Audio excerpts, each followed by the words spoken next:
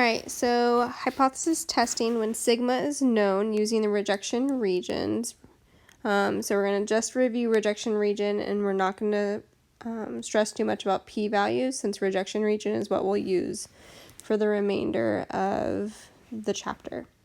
So let's review our guidelines or our steps. So the first thing we always want to do is we're going to verify that sigma, or the population standard deviation, is known. The sample is random.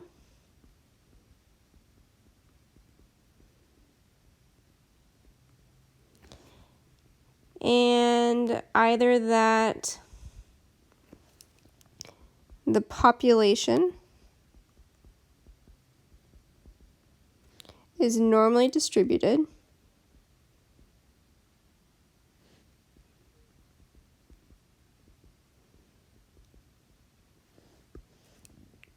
or that n is greater than or equal to 30. Okay. So once we know all of that information, we're going to start off with stating our claim.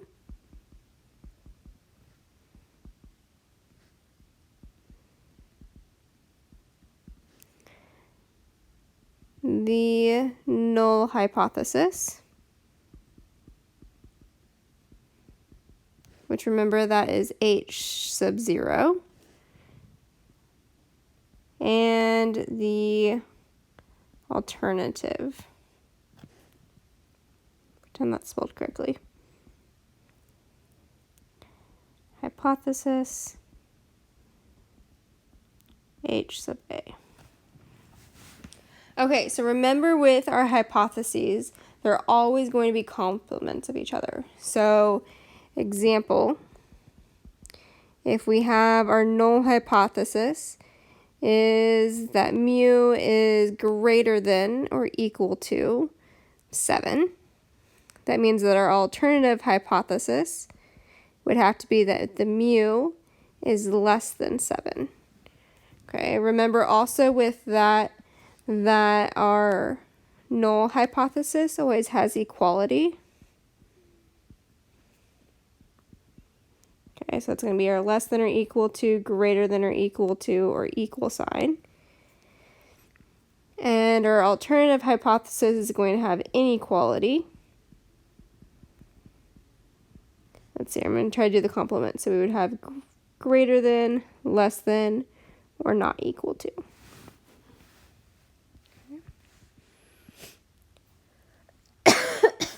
Sorry about that. All right, our third step is we're going to specify the level of significance.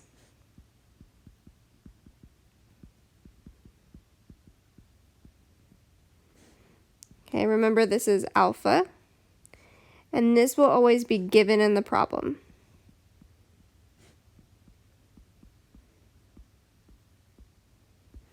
Okay, that will always be given to you in the problem. So then we're going to use alpha to find our critical values.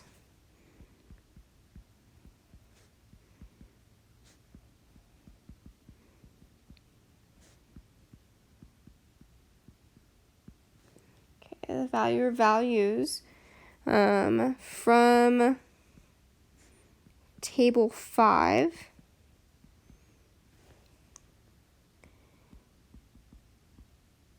Using alpha and the infinity row. Okay, so we're going to use table 5, which is our t-distribution. And we're going to go to the very bottom to determine what that critical value is. And we're going to either use the 1-tail or the 2-tail.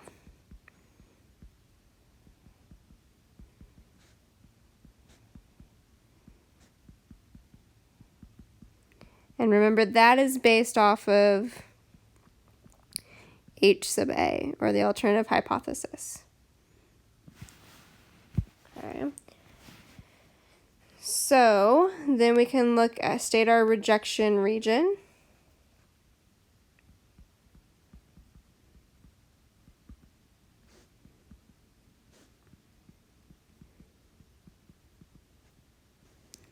And with that, we're going to draw our picture.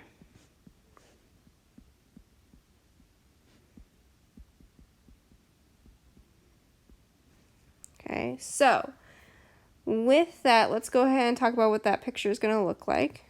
Okay, so we have three different options. So if we are left-tailed,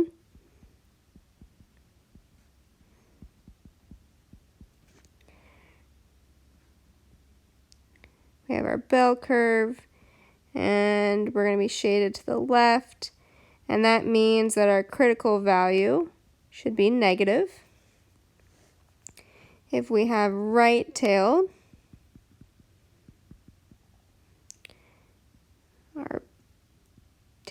there we go, our bell curve, and then shaded to the right, we have our critical value, and it's going to be positive. And then two-tailed,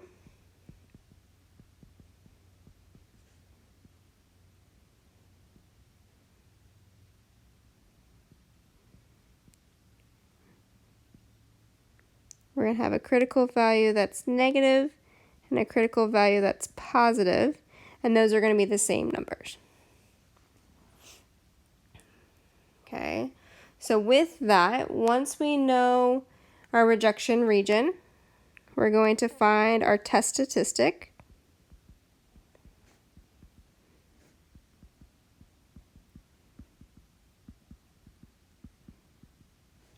Using our formula, z equals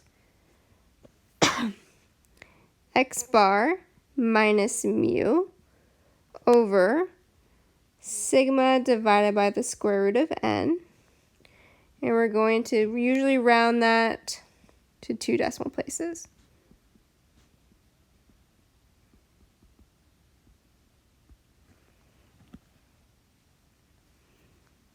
Okay, seventh step is we're going to make a decision.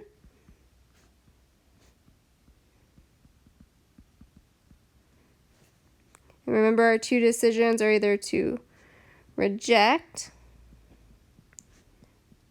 our null hypothesis or fail to reject the null hypothesis. And then lastly, we're going to interpret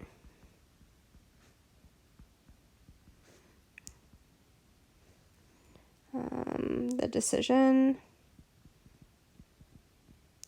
And remember, we have our little steps. So at blank percent level of significance,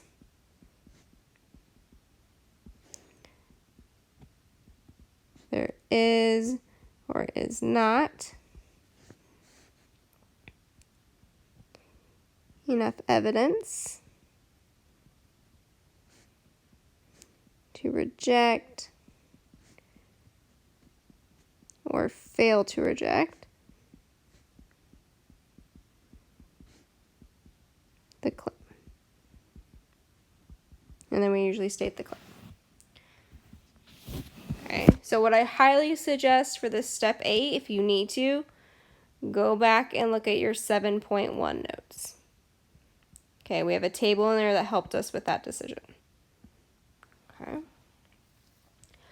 All right, so taking all of that, we're going to now do an example. So a local politician running for re-election claims that the mean prison time for car thieves is less, let's just say, than the required 4 years.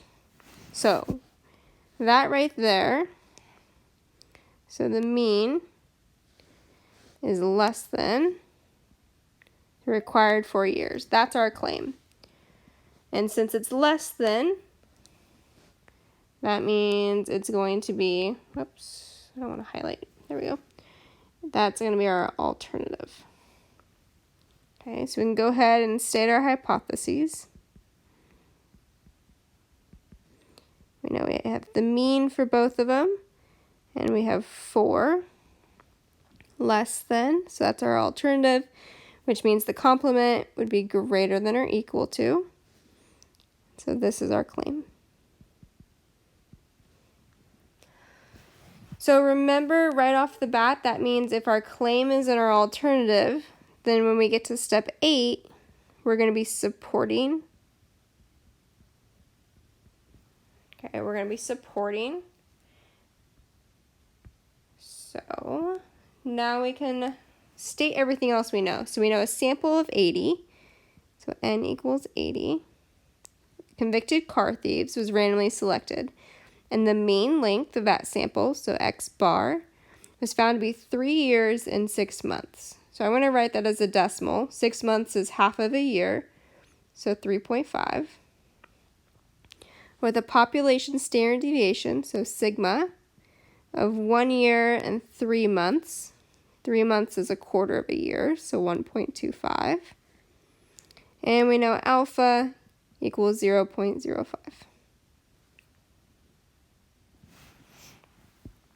So we know with this less than, it means we're left-tailed. So I'm going to sketch our graph.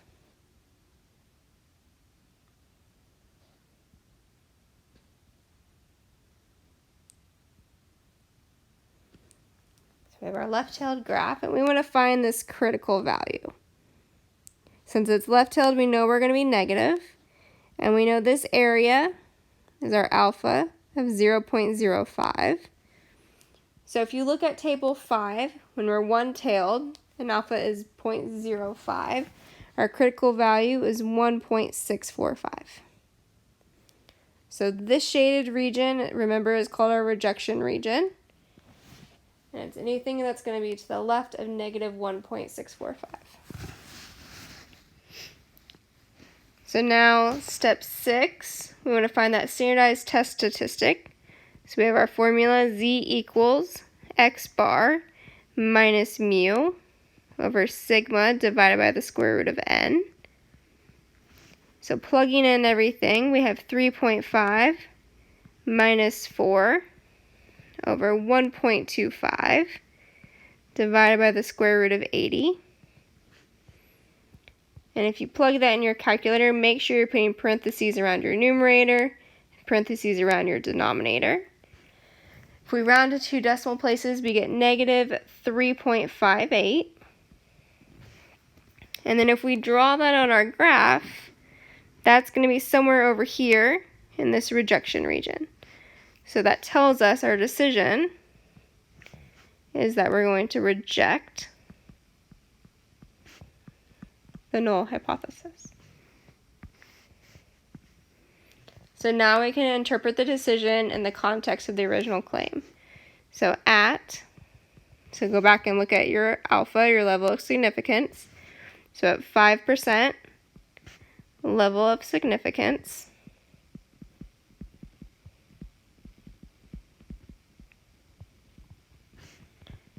so since we rejected, that tells us we're going to use the word is. Enough evidence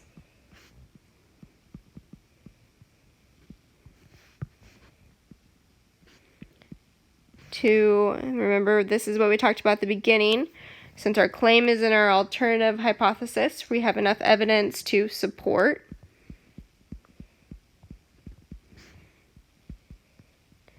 And we have the claim. So the politician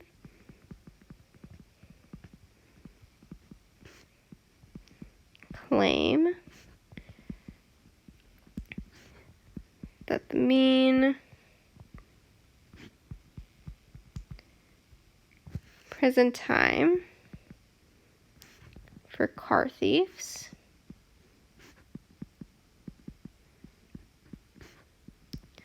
is less than 4 years.